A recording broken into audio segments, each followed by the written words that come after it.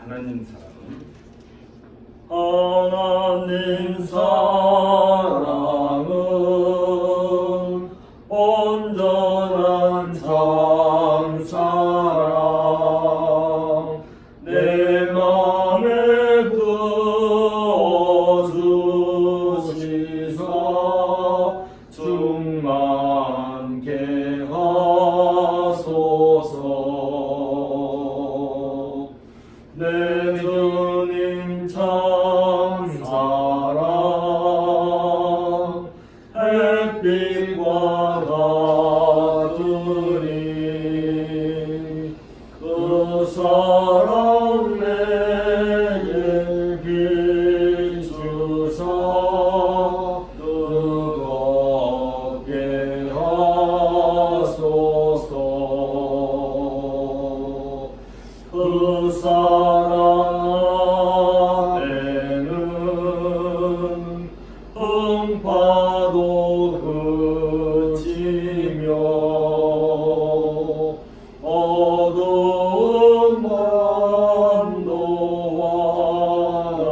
와라니 그 힘이 크도다.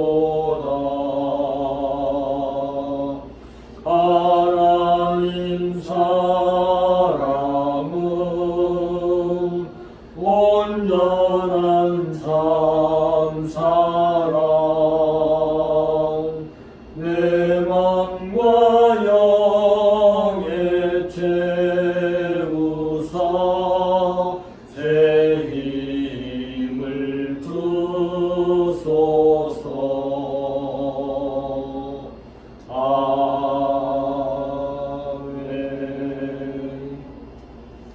한번더 우리 영육관을 지키신 하나님 감사하고요. 목사님도 예배 시작하겠습니다.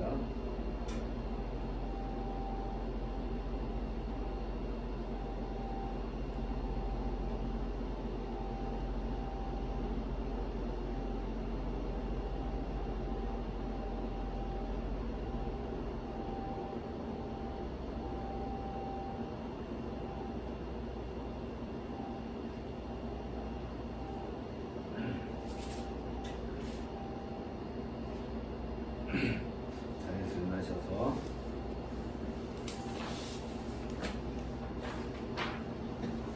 우리의 마음을 주님께 들어올려 함께 고백합시다. 우리의 도움은 천지를 지으신 여호와의 힘에 있도다.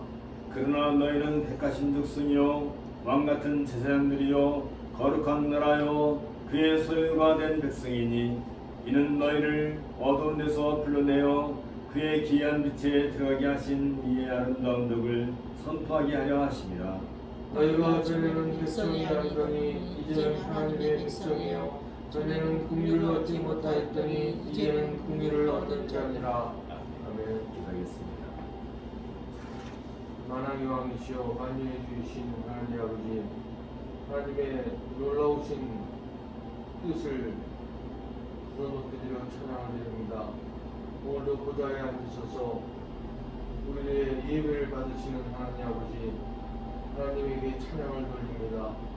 하나님, 오늘도 이 지난 일주일 동안 우리를 눈동자와 같이 지켜주시고 머리털까지 해하시는 하나님의 놀라운 은총으로 우리가 영육간의 강건함으로 우리가 세워주시고 오늘도 변함없이 거룩한 주의를 고백하셔 우리 주 예수 그리스도의 십자가의 부활을 기념하며 예배드릴 수 있게 해주심을 감사를 드립니다.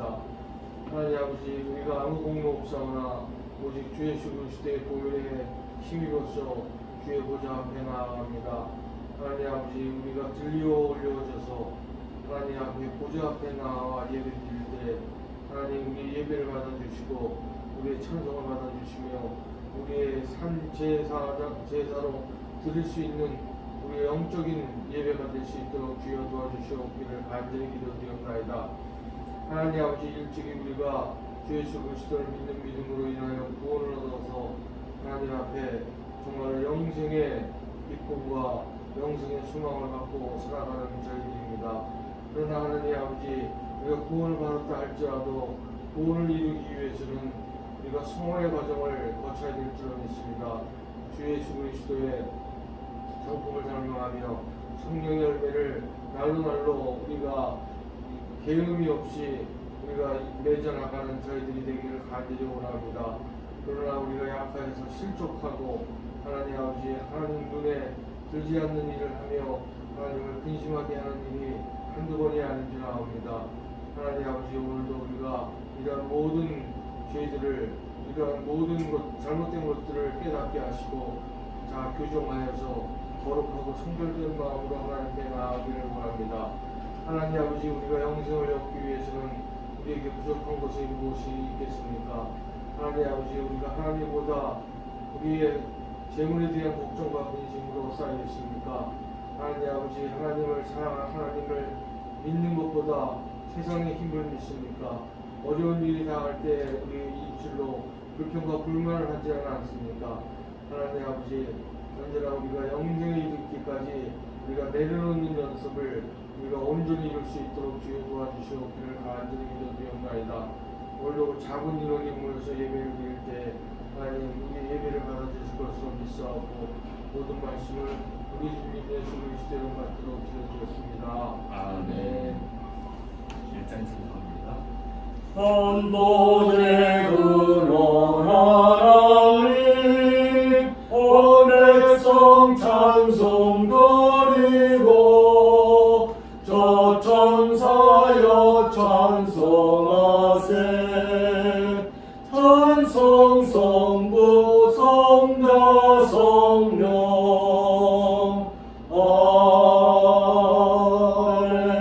아멘. 자리 앉으시고요. 고백을 해요. 만일 우리가 하나님과 사귐이 있다 하고 어둠에 행하면 거짓말을 하고 진리를 행하지 아니한 이거니와 그가 빛 가운데 계신 것 같이 우리도 빛 가운데 행하면 우리가 서로 사귐이 있고 그 아들 예수의 피가 우리를 모든 죄에서 깨끗하게 하실 것이요 만일 우리가 죄가 없다고 말하면 스스로 속이고 또 진리가 우리 속에 있지 아니할 것이요 만일 우리가 우리 죄를 자백하면 그는 믿으시고 의롭사 우리 죄를 사하시며 우리를 모든 비에서 깨끗하게 하실 것이요 만일 우리가 범죄하지 아니하였다면 하나님을 거짓말하는 이로 만드는 것이니 또한 그의 말씀이 우리 속에 있지 아니하리라. 제 고백입니다.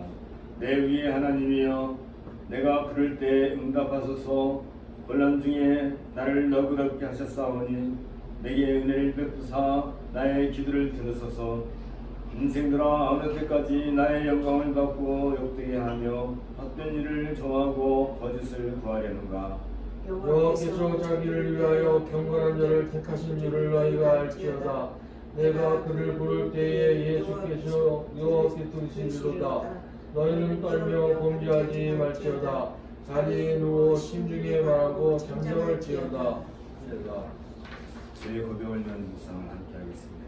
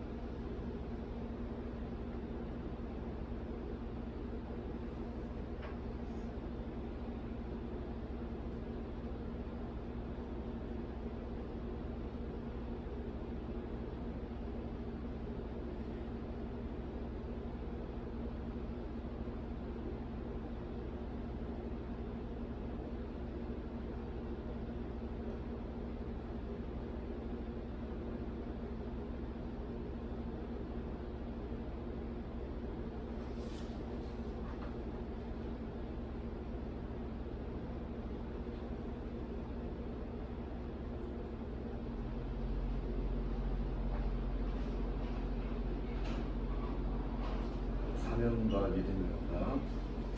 나의 자녀라, 내가 이것을 너에게 쓰면 너희로 죄를 범하지 않게 하려 함이라. 만일 누가 죄를 범하여도 아버지 앞에서 우리에게 대언 자가 있으니 곧 의로우신 예수 그리스도시라. 그는 우리 죄를 위한 화목제물이니 우리만 위할 뿐 아니요 온 세상의 죄를 위하심이라. 사람은 여기 있으니 우리가 사람을 사랑하는 것이 아니요 하나님이 우리를 사랑하사 우리 죄를 속하기 위하여 화목제물로 그 아들을 보내셨습니다. 사랑하는 자들아, 하나님이 이같이 우리를 사랑하셨은즉 우리도 서로 사랑하는 것이 마땅하도다. 아멘. 20장 정리하겠습니다. 큰 영광 중에 계시죠?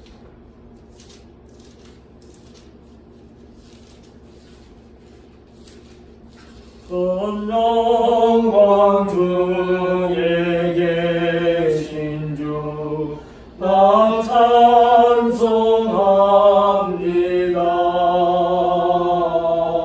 영원히 계신 주 이름 나 찬송합니다.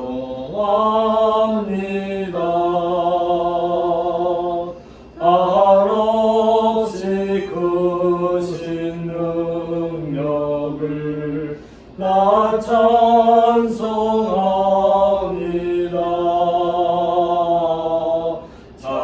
잠대로 깊은 그 언약 나 찬송합니다.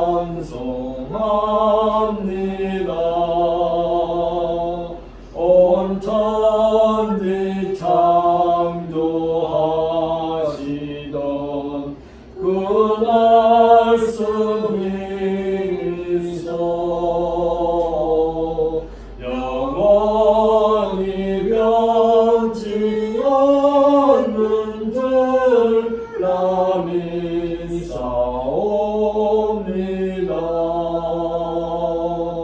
그 온유하신 준성 날 불러주시고 그 품에 품어주시니 나 찬송합니다.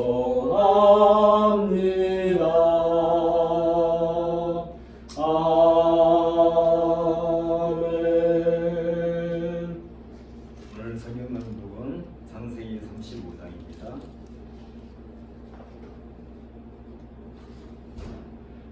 하나님이 야곱에게 이르시되 일어나 베델로 올라가서 거기 거주하며 내가 내 형제에서의 낯을 피하여 도망하던 때에 내게 나타나던 하나님께서 거기서 제단을 쌓으라 하신지라.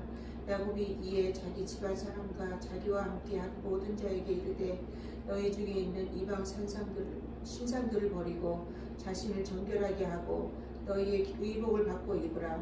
우리가 일어나 베델로 올라가자. 내 환난 날에 내게 응답하시며 내가 가는 길에서 나와 함께 하신 하나님께서 내가 거기서 제단을 쌓으려 하노라 하매 그들이 자기 손에 있는 모든 이방 신상들과 자기 귀에 있는 귀고리들을 야곱에게 주는지라. 야곱이 그것들을 세겜 근처 상수리 나무 아래에 굽고 그들이 떠났으나 하나님이 그 사면 고읍들로 크게 두려워하게 하셨으므로 야곱의 아들들을 추격하는 자가 없었더라. 야곱과 그와 함께 한 모든 사람이 가나안 땅 루스 곧 베델에 이르고 그가 거기서 제단을 쌓고 그곳을 엘 베델이라 불렀으니 이는 그의 형의 낯을 피할 때에 하나님이 거기서 그에게 나타나셨음이라. 리브가의 이모 도보라가 죽음에 그를 베델 아래에 있는 상수리 나무 밑에 장사하고 그 나무 이름을 알론바굿이라 불렀더니 야곱이 밧단아람에서 돌아오매 하나님이 다시 야곱에게 나타나사 그에게 복을 주시고 하나님이 그에게 이르시되 내 이름이 야곱이지만은 내 이름을 다시는 야곱이라 부르지 않겠고 이스라엘이 내 이름이 되리라 하시고 그의 이름을 이스라엘이라 부르시고 하나님이 그에게 이르시되 나는 전능한 하나님이라 생육하며 번성하라. 한 백성과 백성들의 총회가 내게서 나오고 왕들이 내 허리에서 나오리라. 내가 아브라함과 이삭에게 준 땅을 내게 주고 내가 내 후손에게도 이 땅을 주리라 하시고 하나님이 그와 말씀하시는 곳에서 그를 떠나 올라가시는지라. 야곱이 하나님이 자기와 말씀하시던 곳에 기둥 곧 돌 기둥을 세우고 그 위에 전제물을 붓고 또 그 위에 기름을 붓고 하나님이 자기와 말씀하시던 곳에 이름을 베델이라 불렀더라.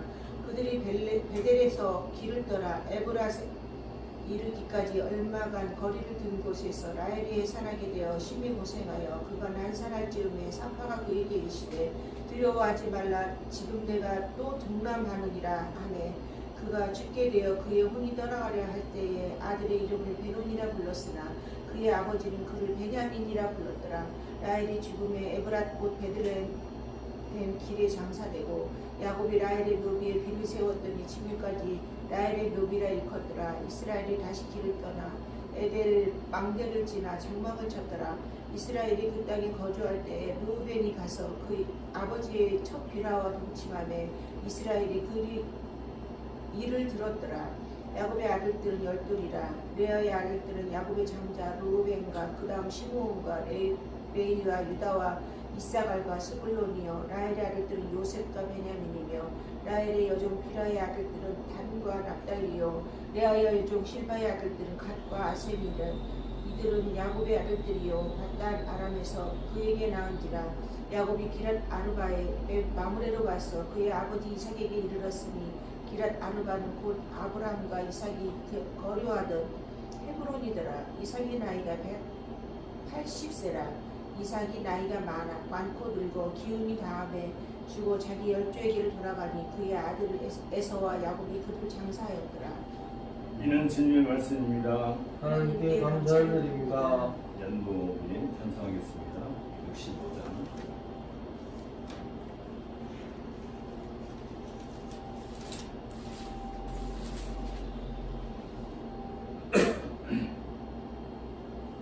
내 영혼아 찬양하라.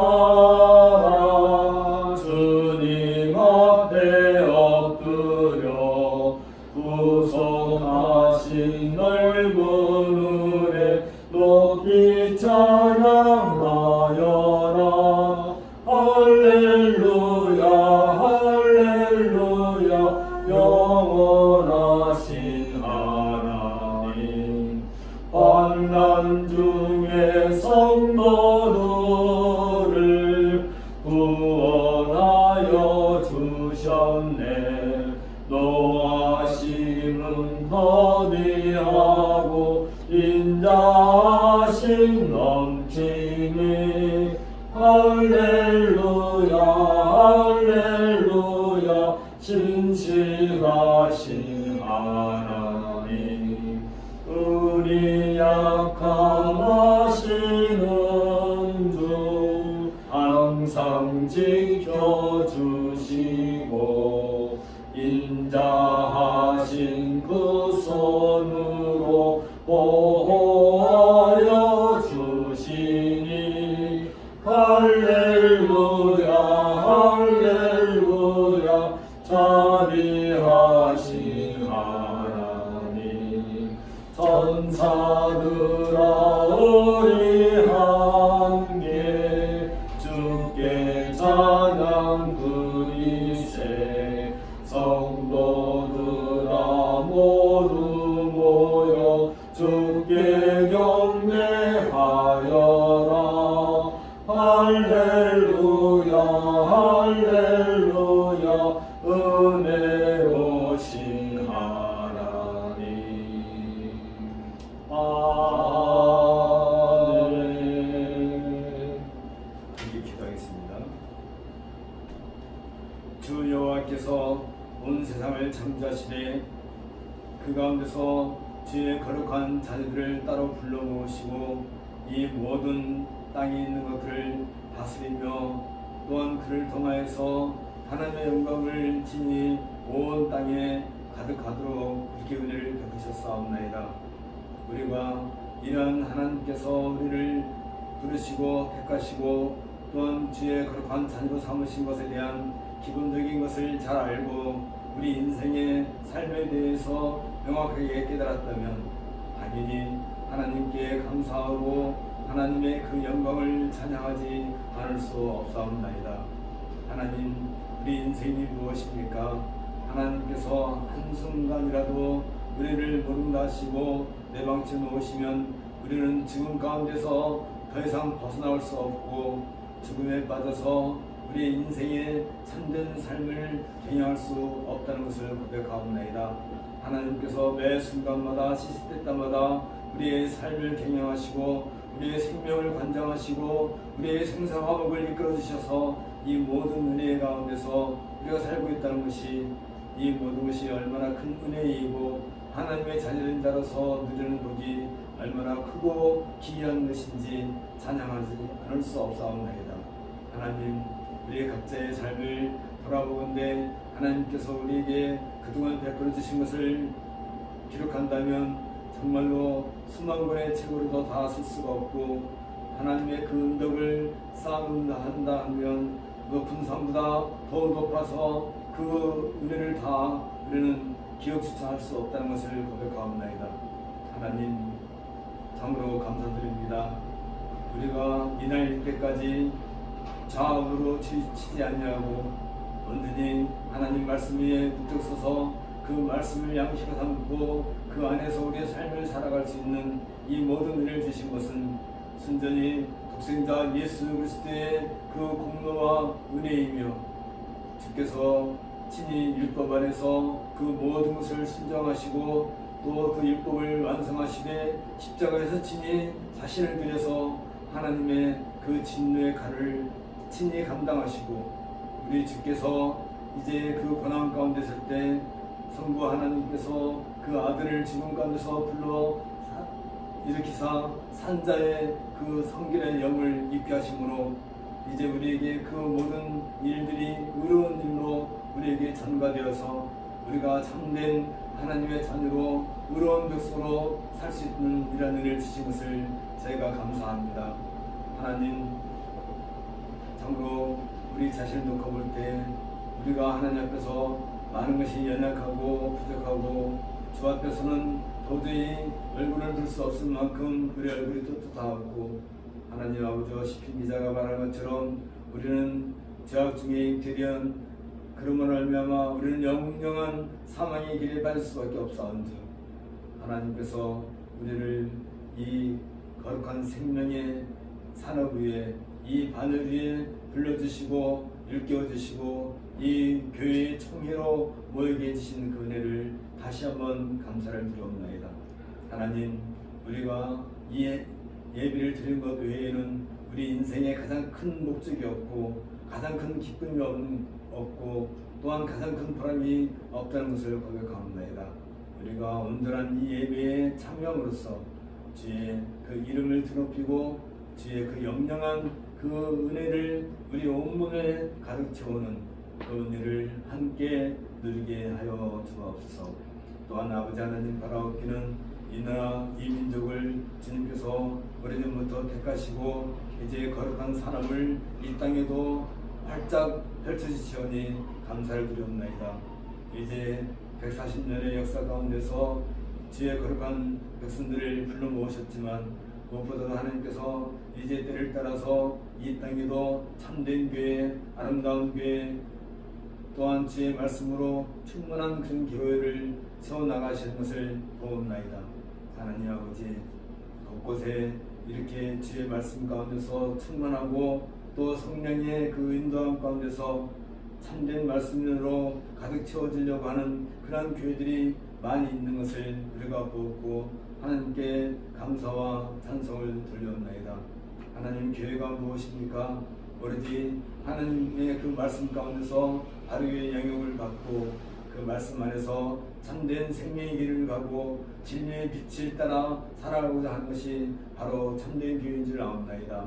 하나님 아버지, 형식과 온갖 잡다한 학선들로 채워지는 그런 것이 아니라 오로지 하나님 말씀 안에서 자신들을 다 발가벗겨 놓고 오로지 그 말씀으로만 자신들을 채우겠다고 열망하는 주의 백성들이 모이는 이 아름다운 교회를 주께서 기뻐 받아주시었고 저들에게 하나님의 그 은혜를 더하시사 저들이 어떠한 고난과 어려움과 고통 가운데 있다 할지라도 참된 교회를 세워나가는 일에 온 힘을 다 쏟을 수 있도록 주께서 은혜를 더하여 주옵소서. 또한 아버지 하나님 바라옵나이다. 이제 북미 정상회담이 멀지 않았고 이어서 남북 정상회담도 또한 개최될 것이온즉 하나님 아버지 이 모든 일들에 있어서 각 나라가 서로의 이익을 추구하지만 무엇보다도 하나님의 그 공의로우신 심판 앞에서 저들이 참된 민족의 앞날을 또한 각 나라의 그 백성들의 이익을 추구함으로써 그럼으로써 서로 화합하고 협력하여 우리 남북 통일이 속히 이어질 수 있도록 주께서 은혜를 더하여 주옵소서. 이렇게 함으로써 북녘 땅에도 주의 말씀의 빛이 비춰지고 그곳에도 주께 합당한 주의 의로운 백성들이 많이 세워지고 또한 아름다운 주의 말씀으로 세워지는 그 교회들이 북녘 땅에도 곳곳에 세워지는 그런 은혜를 더하여 주옵소서. 이 모든 말씀을 우리 주 예수 그리스도의 이름으로 기도하옵나이다. 아멘.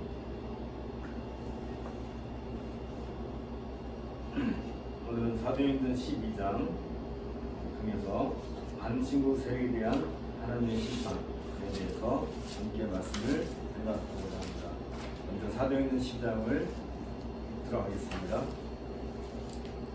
그때 헤롯 왕이 손을 들어 교회 중에서 몇 사람을 해하려 하여 요한의 형제 야고보를 칼로 죽이니 유대인들이 이 일을 기뻐하는 것을 보고 베드로도 잡으려 할세. 때는 무교절 기간이라 잡음에 옥에 가두어 군인 4씩인 4패에게 맡겨 지키고 6월절 후에 백성 앞에 끌어내고자 하더라. 이에 베드로는 옥에 갇혔고 교회는 그를 위하여 간절히 하나님께 기도하더라. 헤롯이 잡아내려고 하는 그 전날 밤에 베드로가 두 군인 틈에서 두 쇠사슬에 매어 누워 자는데 파수꾼들이 문 밖에서 옥을 지키더니 후련히 주의 사자가 나타나며 옥중에 광채가 빛나며 또 베드로의 옆구리를 쳐 깨워 이르되 급히 일어나라 하니 쇠사슬이 그 손에서 벗어지더라. 천사가 이르되 띠를 띠고 신을 신으라 하거늘 베드로가 그대로 하니 천사가 또 이르되 겉옷을 입고 따라오라 한데 베드로가 나와서 따라갈새. 천사가 하는 것이 생치인 줄 알지 못하고 환상을 보는가 하니라. 이에 첫째와 둘째 파수를 지나 시내로 통한 쇠문에 이르니 문이 저절로 열리는지라. 나와서 한 거리를 지나며 천사가 곧 떠나더라. 이에 베드로가 정신이 들어 이르되 내가 이제야 참으로 주께서 그의 천사를 보내어 나를 헤롯의 손과 유대 백성의 모든 기대에서 벗어나게 하신 줄 알겠노라 하여 깨닫고 마가라 하는 요한의 어머니 마리아의 집에 가니 여러 사람이 거기에 모여 기도하고 있더라. 베드로가 대문을 두드린데 로데라 하는 여자아이가 영접하러 나왔다가 베드로의 음성인 줄 알고 기뻐하며 문을 미처 열지 못하고 달려들어가 말하되 베드로가 대문 밖에 섰더라 하니 그들이 말하되 내가 미쳤다 하나 여자아이는 힘써 말하되 참말이라 하니 그들이 말하되 그러면 그의 천사라 하더라. 베드로가 문 두드리기를 그치지 아니하니 그들이 문을 열어 베드로를 보고 놀라는지라. 베드로가 그들에게 손짓하여 조용하게 하고 주께서 자기를 이끌어 옥에서 나오게 하던 일을 말하고 또 야고보와 형제들에게 이 말을 전하라 하고 떠나 다른 곳으로 가니라. 날이 새매 군인들은 베드로가 어떻게 되었는지 알지 못하여 적지 않게 소동하니 헤롯이 그를 찾아도 보지 못하며 파수꾼들을 신문하고 죽이라 명하니라. 헤롯이 유대를 떠나가 가이사라로 내려가서 머무니라. 헤롯이 두로와 시돈 사람을 대단히 노여워하니 그들의 지방이 왕국에서 나는 양식을 먹는 까닭에 한 마음으로 그에게 나와 왕의 친소 맡은 신하 블라스도를 설득하여 화목하기를 청한지라. 헤롯이 나를 택하여 왕복을 입고 단상에 앉아 백성에게 연설하니 백성들이 크게 부르되 이것은 신의 소리요 사람의 소리가 아니라 하거늘 헤롯이 영광을 하나님께로 돌리지 아니하므로 주의 사자가 곧 친히 벌레에게 먹혀 죽으니라. 하나님의 말씀은 흥황하여 더하더라. 바나바와 사울이 구조하는 일을 마치고 마가라 하는 요한을 데리고 예루살렘에서 돌아오니라.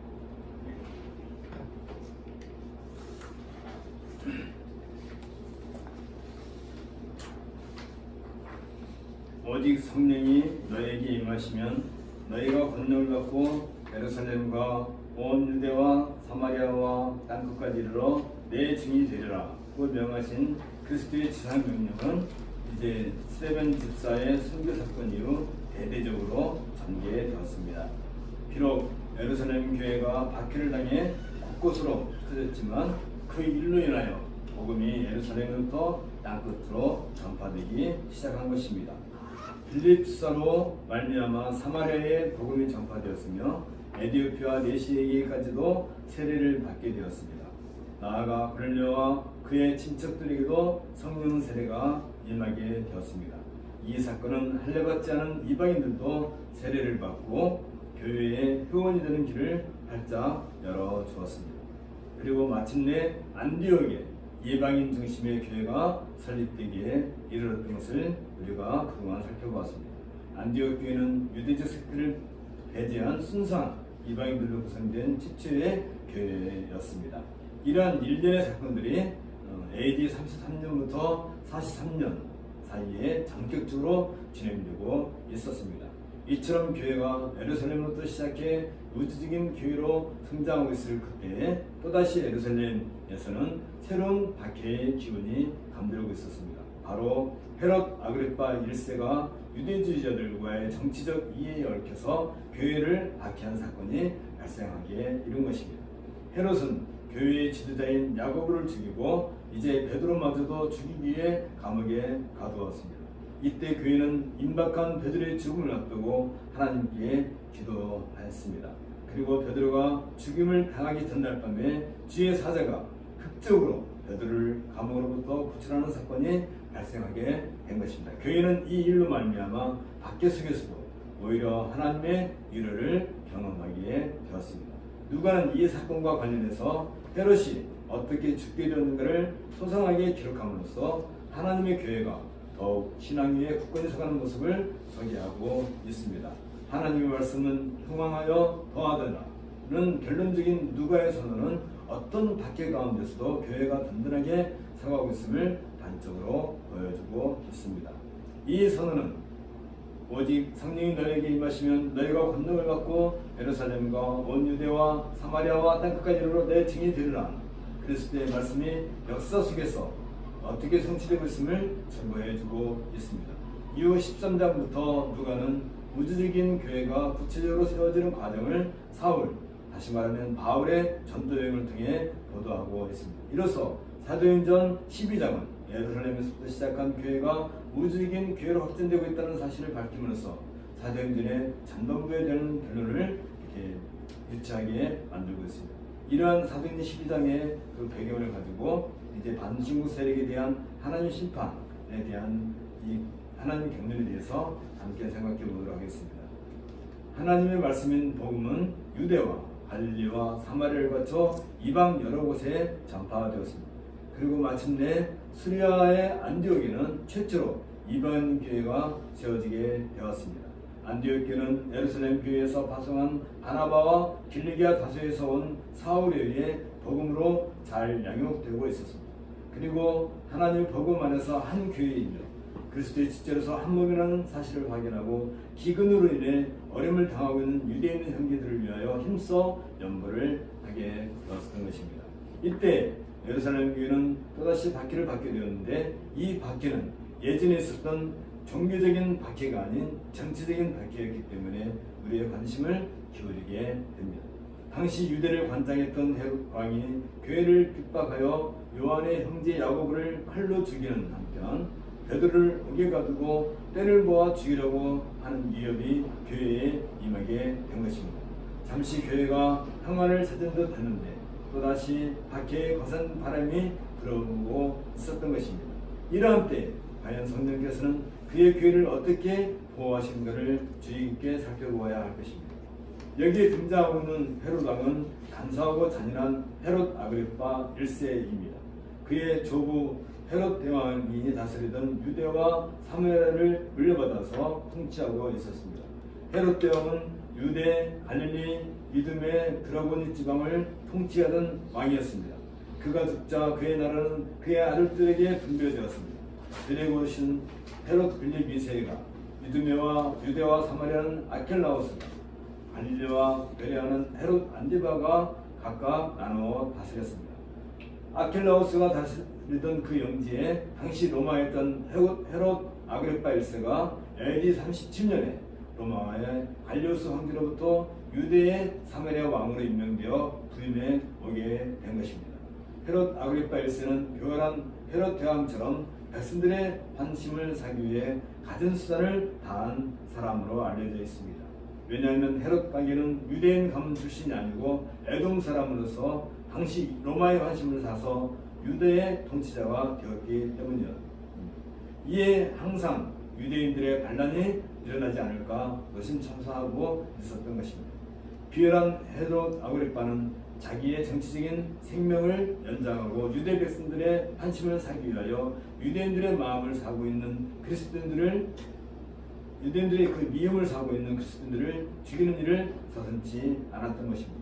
단지 자기의 정치적인 이권을 위해서 무고한 사람의 피를 흘리게 한다는 것은 예로부터 교활한 독재자가 백성들의 관심을 다른 곳으로 유도하기 위해 사용하는 비겁한 술책이었습니다. 처음에는 기독교가 유대교와 달리 사회적으로 부각되지 않았기 때문에 헤롯은 선도되지 않았습니다. 그런데 어느새 기독교가 유대교와는 구별되었고 사회적으로도 그들의 존재가 확연하게 드러나고 있었습니다. 때문에 헤롯이 자기의 정치적인 희생양으로 기독교를 선택한 것은 어쩌면 자기에는 그럴듯한 선택이었을지도 모르겠습니다. 더욱이 예수 그리스도의 십자가 사건 때부터 유대인들이 기독교인들을 미워하고 있음을 잘 알고 있는 헤롯이 자기의 정치적 이권을 위해 기독교인들을 죽이는 방법을 마다하지 않을 이유가 없었습니다. 또한 야고보를 잡아 칼로 죽이자 의외로 유대인들이 크게 기뻐하는 것을 보고 더 광분하여 이제 베드로까지 죽이기 위해 감옥에 가두게 된 것입니다. 마침 이때가 무교절이기 때문에 회에 있는 많은 유대인들이 예루살렘에 모일 것을 알고 국가를 최대로 나타내기 위하여 기독교의 총수라고 할 만한 베드로를 처형 대상으로 삼은 것은 당연한 결론이었을 것입니다. 그리고 6월절 후에 백성들 앞에서 베드로를 처형한다면 유대인들로부터 크게 환심을 살 것이라고 기대하고 있었습니다. 이때 순교를 당한 야고보 역시 교회의 중요 회원이었습니다. 야고보는 일찍이 어부로서 12사도 중 한 사람으로 부름받았습니다. 베드로와 요한과 함께 베나산에서 예수 그리스도가 하나님의 아들이심을 목격할 정도로 예수님의 청인을 받던 인물이었습니다. 그리고 야고보는 부활하신 예수님을 만난 이후 베드로와 함께 교회를 세워나가는 데 있어서 예루살렘께서 중치적인 역할을 해오고 있었습니다. 이런 그의 위치가 가장 먼저 헤롯의 손에 순교를 당하게 되는 이유가 된 것입니다. 헤롯은 교회의 인물 중 유력한 사도인 야고보를 죽이고 이제 베드로를 옥에 가둠으로써 기독교도들을 미워하는 유대인들의 관심을 크게 살 것이라고 확신했을 것입니다. 이러한 방법으로 그는 백성들의 마음을 살 것이라고 판단했던 것입니다. 헤롯은 지도면밀하게 베드로를 처형할 때와 장소를 구상했을 것입니다. 그리고 많은 유대인들이 회의 여러 곳에서부터 모이는 명절 끝날에 베드로를 처형함으로써 자신의 인기를 올리고 유대인들의 관심을 사는 통치자가 되고자 했던 것입니다. 반면에 교회는 심히 어려움에 봉착하게 되었습니다. 교회의 기둥이 되는 야고보 사도가 처형당하고 이제 베드로마저 옥에 갇혀 있기 때문에 더 이상 사람의 힘과 지혜로는 이 난국을 타개할 방법이 없음을 직감하고 큰 위기의식을 갖게 된 것입니다. 그때 교회가 할 수 있는 유일한 길은 오직 하나님께 이러한 어려움 속에서 교회를 보존해 주실 것을 단언할 수밖에 없었던 것입니다. 헤롯이 드디어 베드로를 처형할 날을 잡았습니다. 그러나 주의 성령은 어둠이 깊어지는 때에 그의 능력의 손을 활짝 대셨습니다. 예루살렘 교회는 내일이면 베드로 사도가 헤롯에 의해 죽임을 당할 것을 알고 있었습니다. 그들은 모두 모여 힘써 하나님께 기도하고 있었습니다. 누가 보더라도 희망은 사라지고 절망의 어두운 그림자가 이처럼 깊게 들여올 때 기도하는 일은 마치 시간을 낭비하거나 무력한 일이라고 자제할 수도 있을 것입니다. 대신에 가능한 한 모든 수단과 방법을 동원해서라도 베드로를 적극적으로 구출해내야 한다고 생각하기 쉽습니다.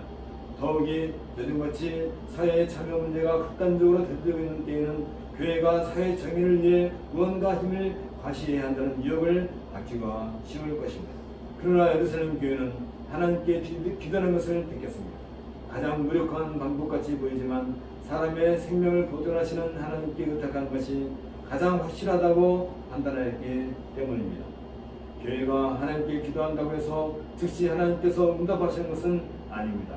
오히려 하나님은 가장 견디기 어려울 때까지는 성도들의 유익을 위해 큰 손을 펴시지 않으실 수도 있는 것입니다. 그렇게 하시는 이유는 결코 사람이 자기들의 기도로서 어떤 일이 성취되었다는 공로의식을 갖지 못하게 하기 위함인 것입니다. 나아가 하나님께서 원하시는 시간 안에는 그 누구도 이런 일을 성취시킬 수 없음을 알게 함으로써 오히려 하나님께서 행하시는 구원의 능력을 크게 체험할 수 있는 은혜를 주시기 위함인 것입니다. 이런 이유 때문에 우리는 기도에 더욱 힘을 써야 합니다. 우리의 뜻을 성취시키기 위함이 아니라 하나님의 뜻이 우리를 통해 이루어짐을 보기 위해서 기도해야 하는 것입니다. 왜냐하면 우리가 기도할 때 하나님의 뜻이 분명하게 나타나고 이루어지는 것을 볼 수 있기 때문입니다. 기도하지 않으면서 하나님의 뜻대로 이루어질 것이라고 생각하는 것은 오히려 하나님의 능력을 믿지 못하는 불신이며 나태한 모습입니다. 만일 하나님께서 어떤 큰 일을 하셨다 할지라도 기도하지 않는다면 그 일이 과연 하나님부터 나온 일인지조차도 알 수 없게 되는 것입니다. 그러므로 기도할 수 있다는 것은 하나님의 능력을 믿는 믿음 때문이며 모든 일이 하나님의 뜻대로 이루어짐을 인정하는 것이며 나아가 그 능력을 체험할 수 있는 계기가 되기도 하는 것입니다. 한편 베드로는 이제 마지막 시간이 가까이 왔음을 알았습니다. 사도 야고보가 순교한 것을 보고 베드로 역시 죽음을 준비했을 것입니다. 그리고 그동안 힘을 다해 세워왔던 교회가 어려운 가운데 빠질지라도 절망하지 않고 복음을 굳게 지키며 든든히 세워주기를 기대했을 것입니다.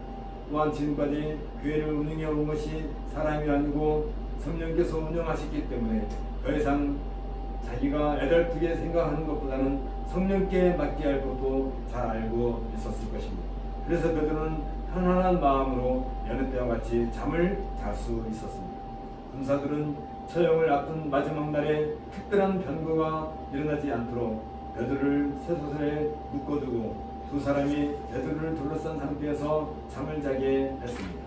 그리고도 마음이 놓이자나 옹문 밖에서 이중으로 파수를 부며 목을 지키고 있었습니다.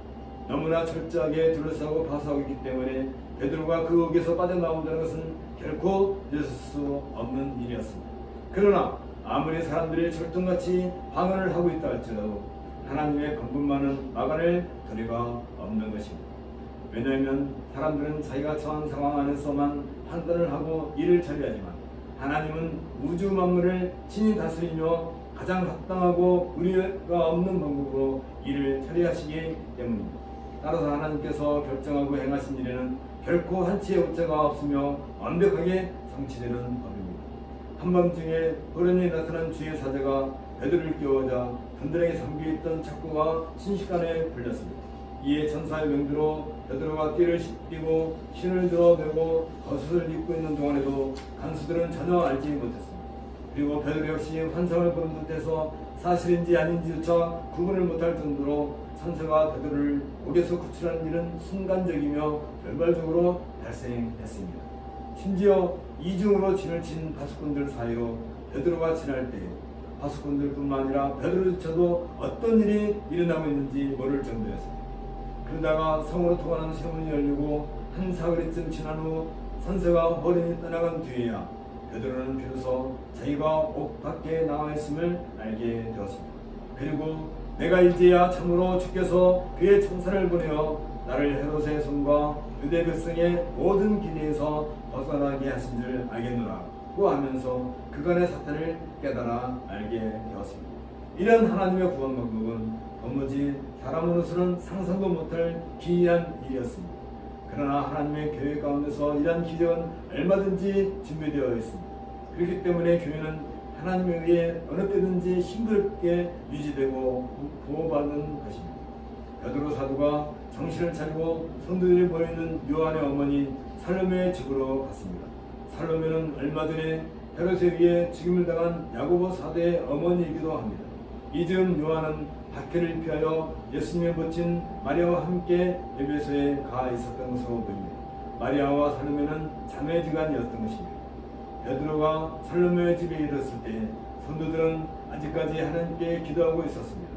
이미 그들의 기도를 들어주신 하나님께서는 직접 베드로를 그들에게 보내어 위로해 주셨습니다.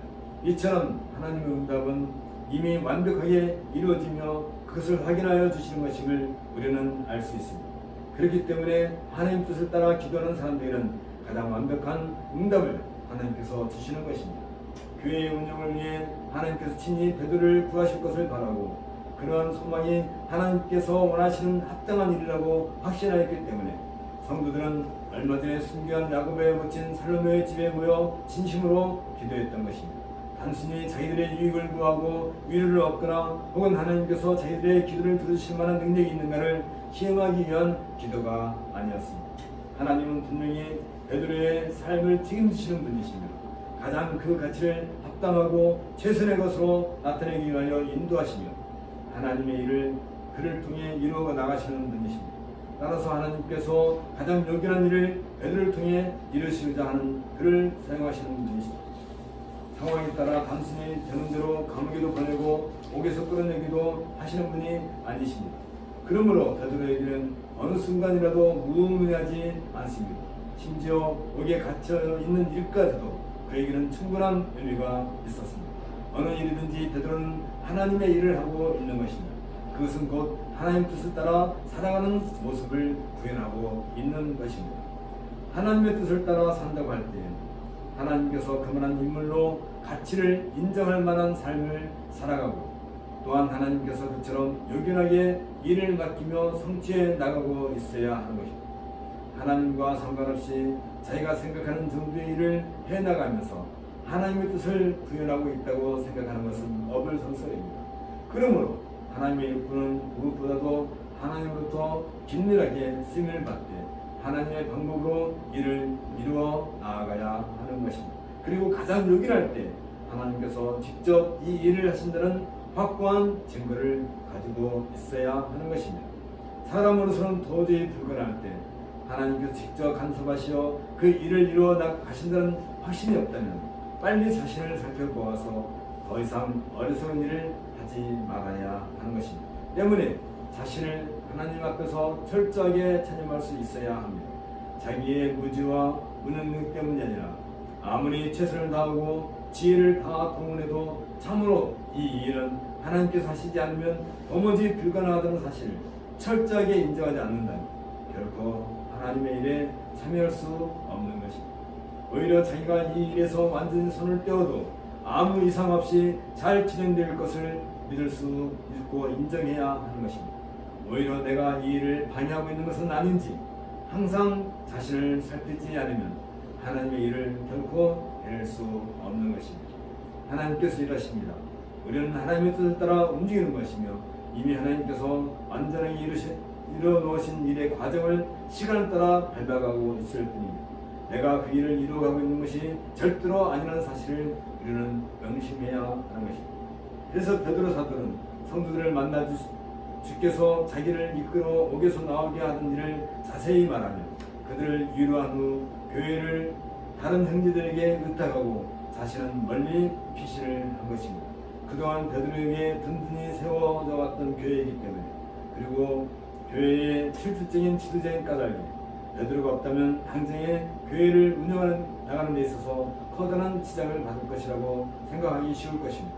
그러나 베드로는 교회가 성령에 의해 인도되기 때문에 자기가 있으나 없으나 별다른 지장이 없을 것이라고 확신했던 것입니다.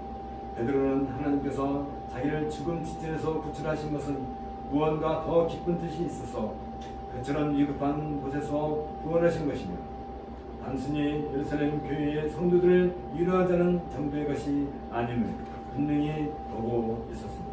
물론 성도들에게는 기도의 응답으로서 충분히 하나님께서 살아계신 역사를 경험케 한 것은 사실입니다. 하지만 베드로는 무언가 자신의 생명을 전부 보존해야 할 이유가 있으리라고 확신했던 것입니다. 더욱이 베드로가 옥에서 다출했던 소식을 접한 헤롯이 가만히 있을 리가 없을 것입니다.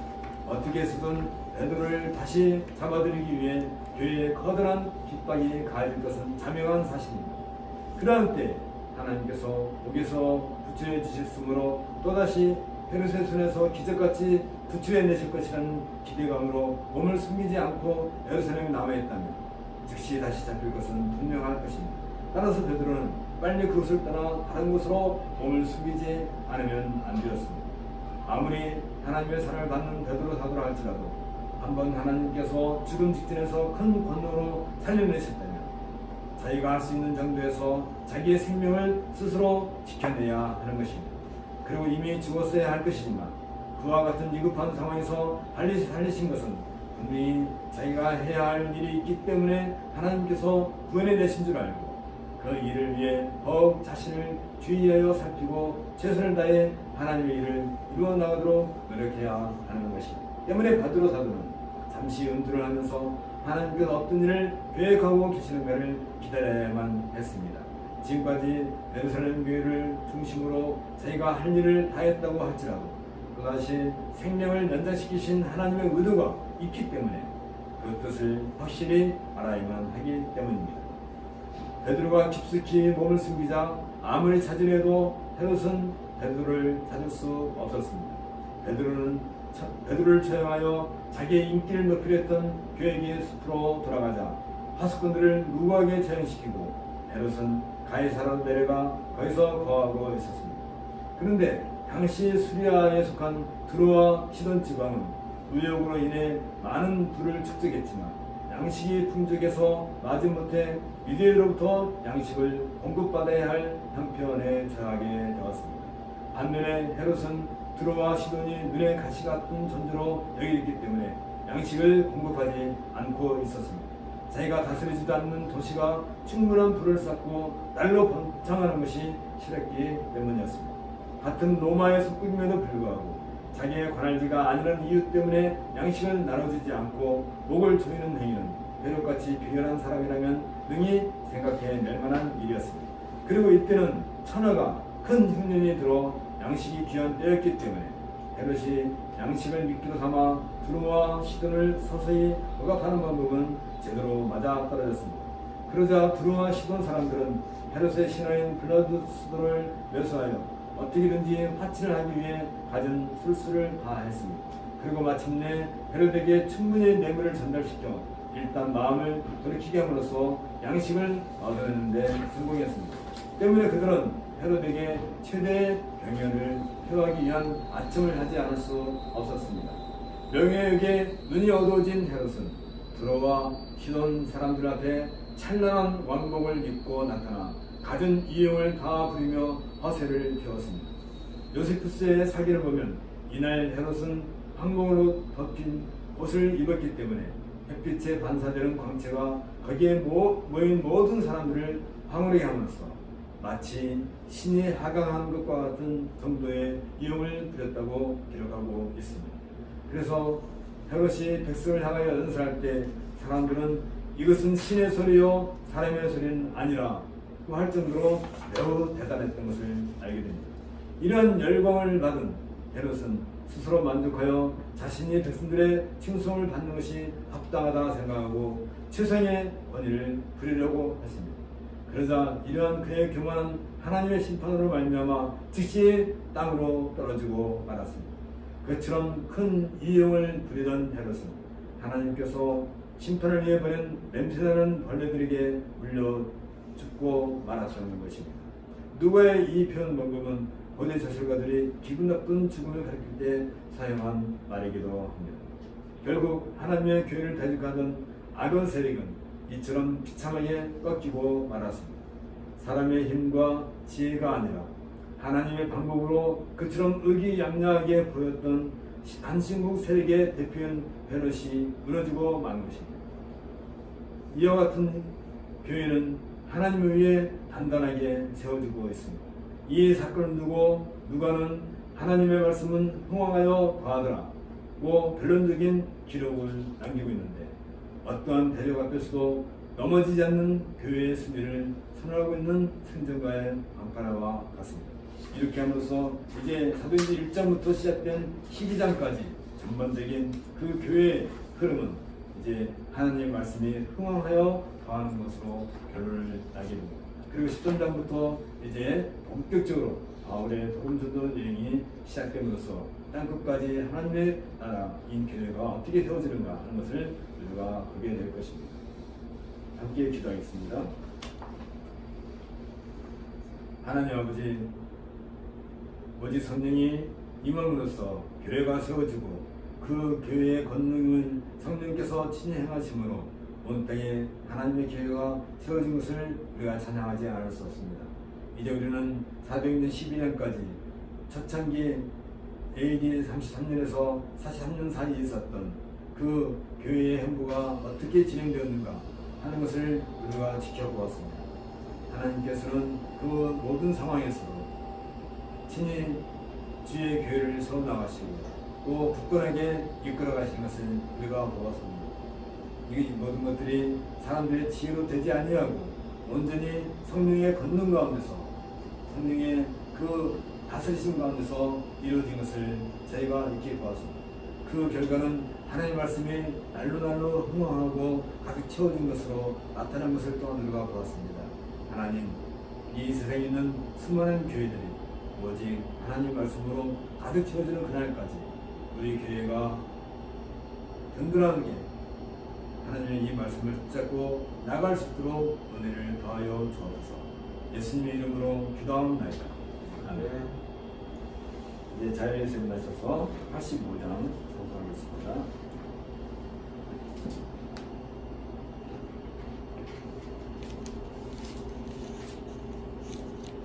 또 주를 생각만 해도 이렇게 좋거든. 주 얼굴 배울 때야 얼마나 좋으랴. 만민의 구주 예수여 귀하신 이름은 천지에 있는 이름 중 비할 데 없도다. 참에게 하는 자에게 소망이 되시고 구하고 찾는 자에게 기쁨이 되신다. 예수의 넓은 사랑을 어찌나 말하랴. 주 사랑 받는 사람만 그 사랑 알도다. 사랑의 구주 예수여 내 기쁨 되시고 이제로부터 영원히 영광이 되소서.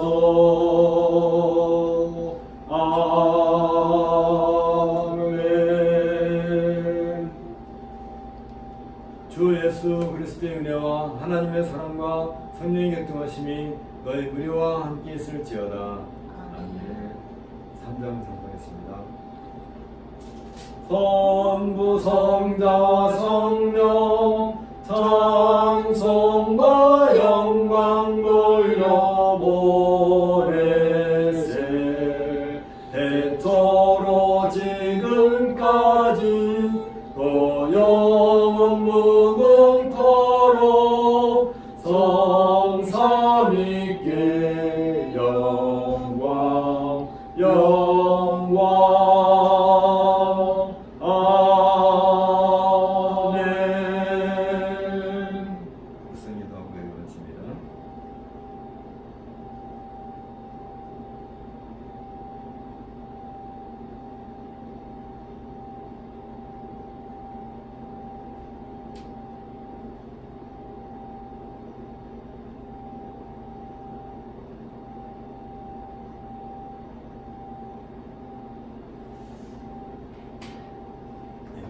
네.